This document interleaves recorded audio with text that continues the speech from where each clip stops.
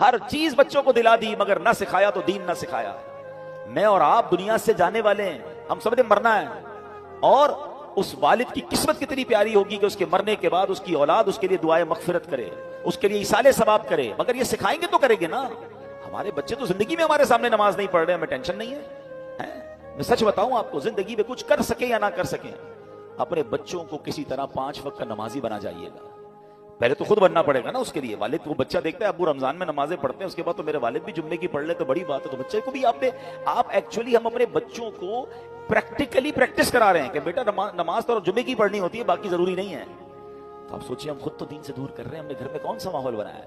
ورنہ یقین کریں خوش نصیب ہے وہ والد، اگر اس کی اولاد نمازی بن جائے نا، تو آپ کہیں نہ کہیں کہ بیٹا مرنے کے بعد دعا کرنا، وہ دن میں 5 بار باوضو ہو کر قبلہ رو بیٹھ کر اتحیات کے عالم میں کئی بار کیا کہے گا؟ ربنا اغفر لی ولوالدی وللمؤمنین یوم یقوم الحساب۔ اے ہائے، اور کیا چاہیے اس والد کو قبر میں کہ فجر ہو تو اس کا بیٹا، اس کی بیٹی، اس کے بچے دعا کر رہے ہیں، اللہ میرے ماں باپ کو بخش دے، ظہر میں دعا کر رہے ہیں، عصر میں دعا کر رہے ہیں، مگر گھر میں نمازوں کا ماحول ہی نہیں ہے۔